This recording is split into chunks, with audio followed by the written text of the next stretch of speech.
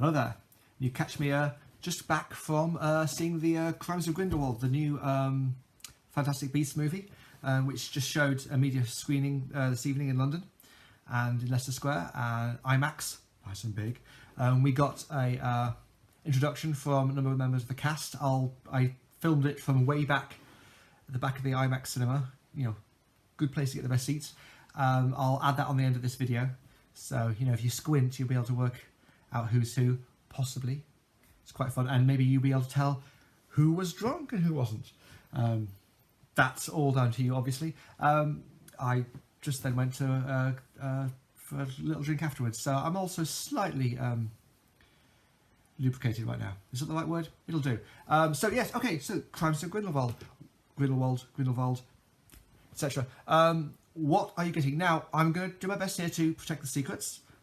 This is not a spoiler review. This is the opposite of that, which, you know, not what I'm usually known for, but we're going to give it a go. A lot of stuff I'm going to say you probably know, I guess. It's expanding the world, the Wizarding World, Harry Potter world even further into both in time and in space, moving into different cities. We get to see Paris, a lot more of London. It is how do you take the very specific twists that the J.K. Rowling world works and add them to a different city, and it just seemed to fit in with Paris rather well. You fits in with some of the artist and cultural aspects of that city are expressed. The performance, the street art, the street performances very much part of Parisian life, and they're brought to life in this film, which is great. You're watching characters that you know, both in their future versions, a couple of them in the Harry Potters, as well as people from the previous movie, and yes, you're seeing them grow in some ways. There are people who take different steps. There are betrayals here. There are gasps. There were definite moments, a good number of moments in that film where there were actual proper gasps from the audience. People who've been watching Harry Potter and reading Harry Potter for so long, and they were going when someone turns up or someone's revealed or something changes, and there's a lot of that. So if that's the kind of thing that you really, if you've been a big long enjoyer of the Harry Potter film franchises and the books, you're going to get an awful lot from this, because there'll be people who you haven't seen on the screen before and who you don't know you're going to see on the screen before. So that's pretty good too. And in fact, you're going to want to head back and just go back through a few of these and start doing some checking up and reminding yourself. You get to see Hogwarts again. You get to see Hogwarts, you know, back of the that kind of 20s, 30s time, and you're going to encounter things that familiar things that you've seen in the Harry Potter films, read in the books, that are repeating. And there's at least one moment which is really haunting, it kind of haunts the entire film, which I think is absolutely possibly my favourite moment. In that is a certain scene in Hogwarts that reprises something from the original movie. Same kind of set, everything, and he then comes back later in the film, and it's a proper heart belter. So yeah, there are good moments like that. There's also silliness. There's not quite as much silliness as the first film. That's probably what I missed of it. This is definitely a darker film. You still have definite moments. The Fantastic Beast pick is a favourite, but this is the Empire Strikes Back movie. It does go dark and it goes deep. It plays on the fact that this is in that kind of era of between the walls quite a lot.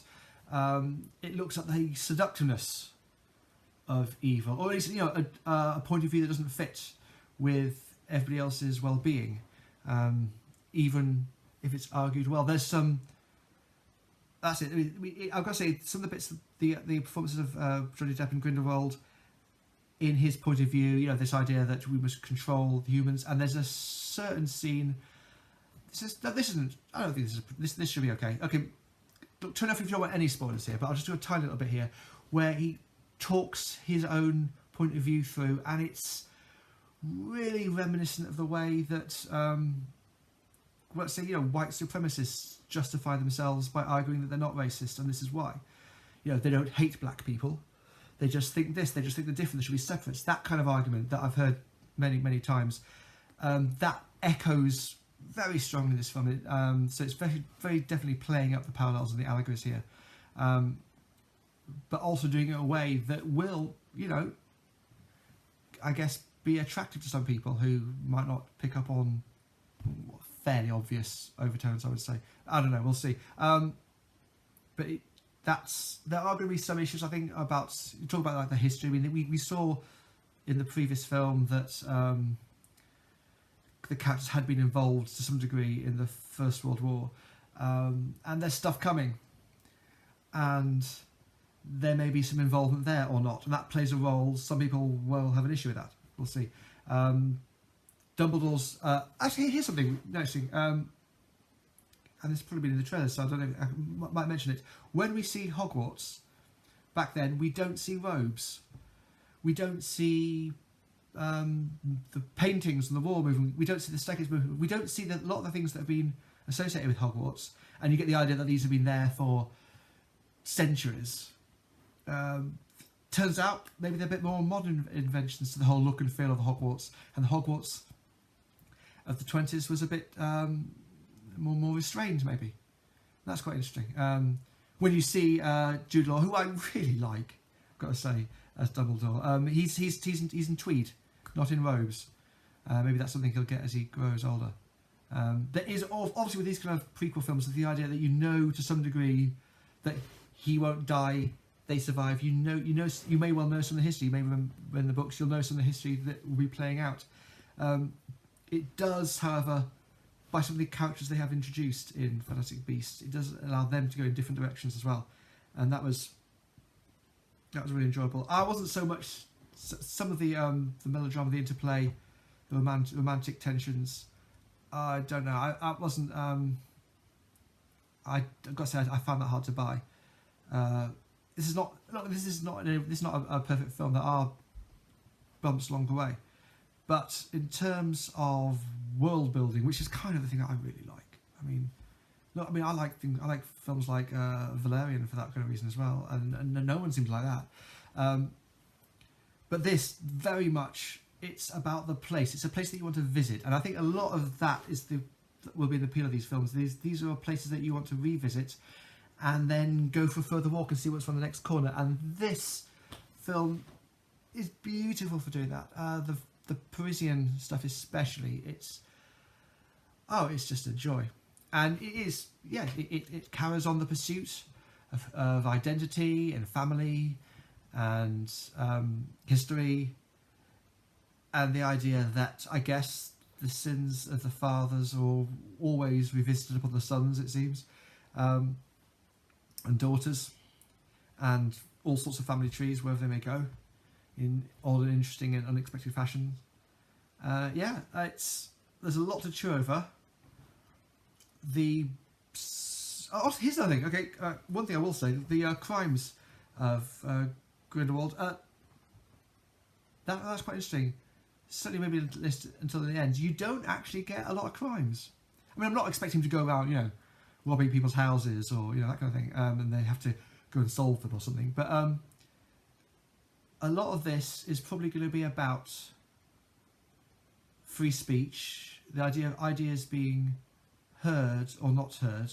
There's the idea that if you don't give things platforms, you don't give platforms to ideas that shouldn't be heard. Now, this film, it maybe has its case and eats it, because as we all know, Grindelwald is a very, very bad. All the things he does are very, very bad and should have been avoided if at all possible. However, there's also the idea that the authorities are restricting him and preventing him from speaking and arresting those who follow him. And the idea is that by cracking down too hard on that, you're driving more people into his clutches. And that's another argument as well. So this is, I don't think it particularly takes a side. It's showing various aspects to the idea and using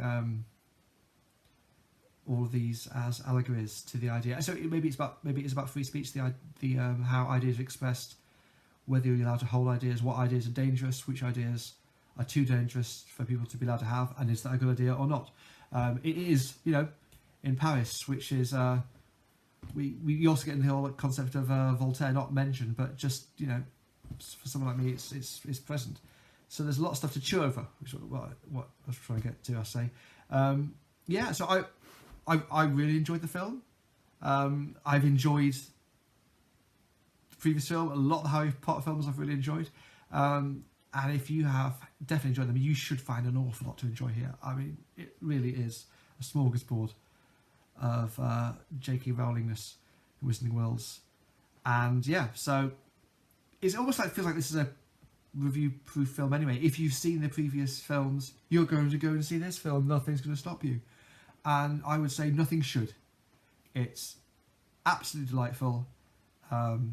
Stuff to think about, which will, I'm sure, be controversial. There is going to be people talking about stuff I was just saying there. There are people who will be talking about that quite a bit. Some people won't like it. Some people will like it. Some people will like it for the wrong reasons. So, yeah, that's to come. Definitely the Dumbledore's history, personal history. That's to come as well, because again, nothing is expressly expressed, but say his sexuality, but it's definitely there if you want to read it, and it really is there. So, yeah, lots to talk about, lots to think about. I need to go and reread some of my Harry Potter's books, because there are, as I said, there are things, there are people, there are legends that we know about that are introduced here, and seeing them on the screen for the first time, and that is great. And like I said, maybe you'll gasp as well. I gasped. People sitting next to me, they gasped. What you should do, go in there with a gaspometer. Anytime you get a gasp, you hear a gasp anyway, do a little tick somewhere, count out what you got by the end of the film. I reckon about 7 or 8. If you beat 7 or 8 gasps, do let me know. So yeah, Fantastic Beasts and where to find them. The Crimes of Grindelwald. I hope you enjoy it as much as I did, because I really enjoyed it. Cheers now. Oh yeah, let's have the video of their cast turning up and all the things they said to us Londoners, and you can enjoy them as well. Bye. Just have to squint a bit. Reprising her role as Tina Goldstein, it's Catherine Waterston. Back as Freedom Sparrow, welcome Ezra Miller.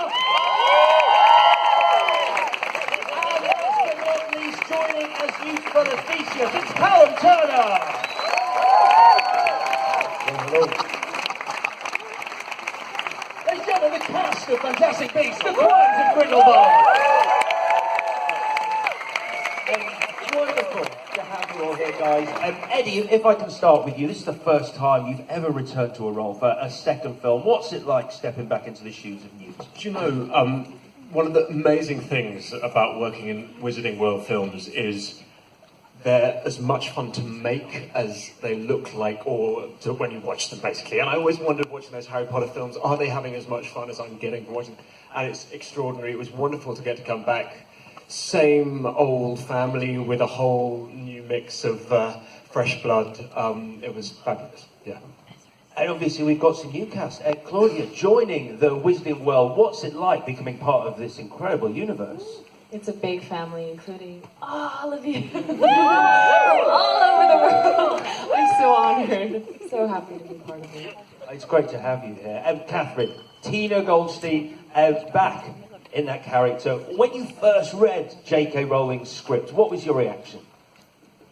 Oh man, it's so exciting for us because there isn't a series of books, so we're like you, we don't know what's coming next until we get the scripts, and I mean, we really don't know. They tell us nothing.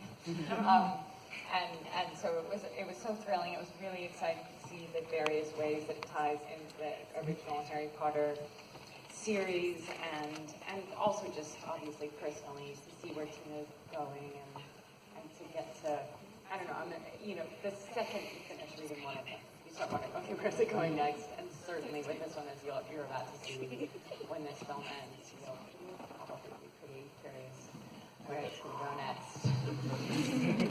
And you sport an awesome leather coat as well. That's a and wonderful I got a new coat. new haircut, new coat. Ezra, as a fan of the Wizarding World, even before you joined the Fantastic Beasts series, what was it like when you heard that not only were iconic characters like Dumbledore coming back, but Hogwarts was going to be in this movie? Oh, it was intense. Oh my gosh. I wish I could describe it in words, truly. The feelings I had. For Dumbledore, for Hogwarts, or Nagini, Flamel. You know? I'm into French alchemy. That stuff's cool. I almost cursed. Am I allowed to curse here? No. Oh, everyone wants it. Yes! Throughout the crowd. We want to hear curse words. What was the question?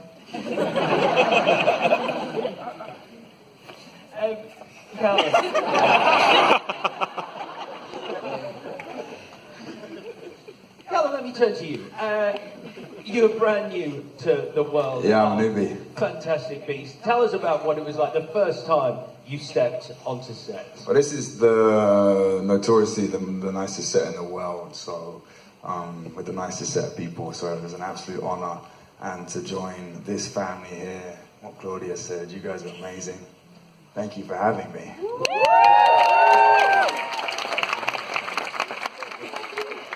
We love you. Eddie, let me come back to you.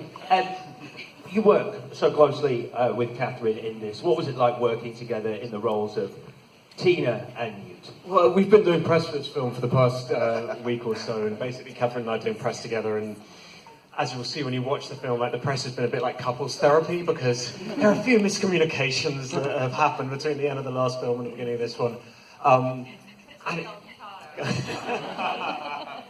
But I feel like, basically, if these two characters could just sit down, have a cup of tea, chat for 10 minutes, their like hearts are pounding for each other, and it would all be wondrous. But it being a J.K. Rowling film, there are other things at stake here, and there is so much going on that they basically don't have a moment to breathe. But getting to work with Catherine is such a joy, so we had a wonderful time. And what's it like welcoming new castmates like Claudia and Callum into the Fantastic Beasts family? It's, well, going back to the film and going back to these sets, they just get more extraordinarily huge and vast and awe-inspiring.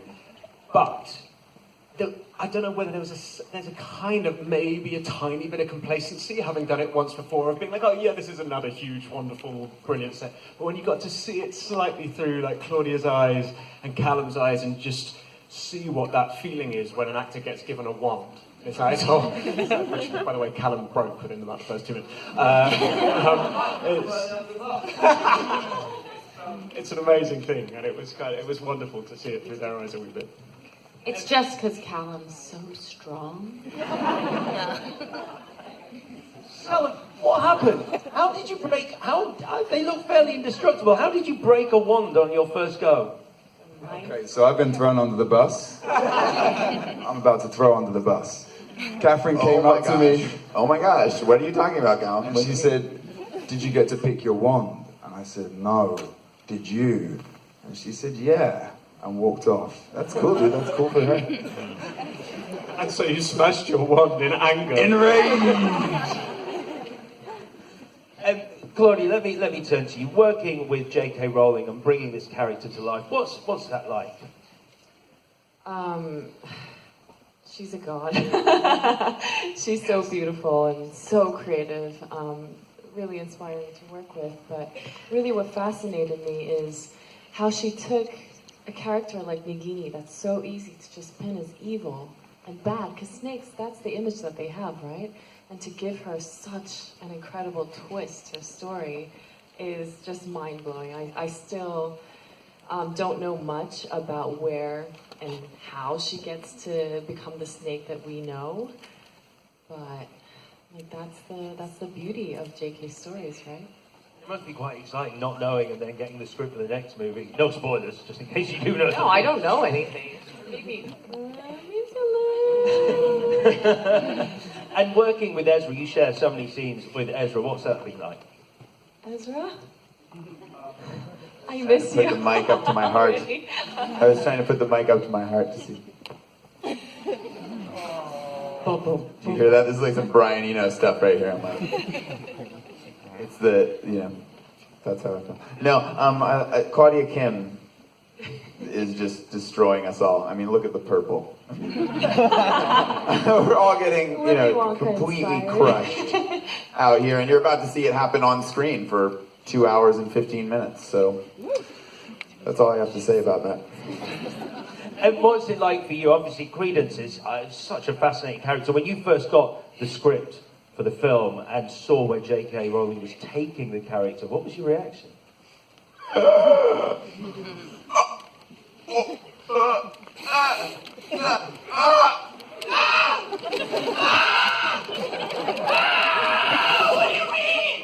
was confused at first.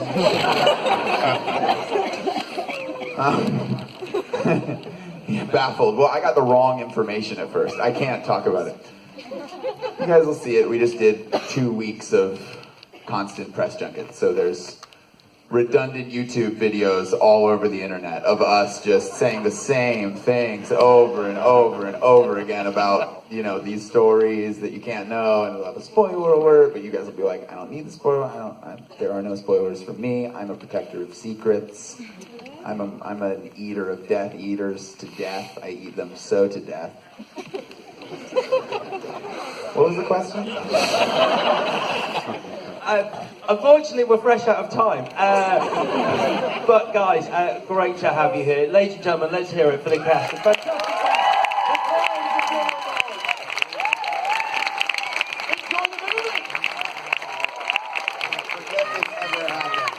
Can I say one more thing? Because you're seeing it on the most massive screen ever, look out for Pickett's entrance. And it's so huge, you can even see the tiny little hairs on Pickett's neck. It's a random bit of mystery. Enjoy it, guys. Thank you very much.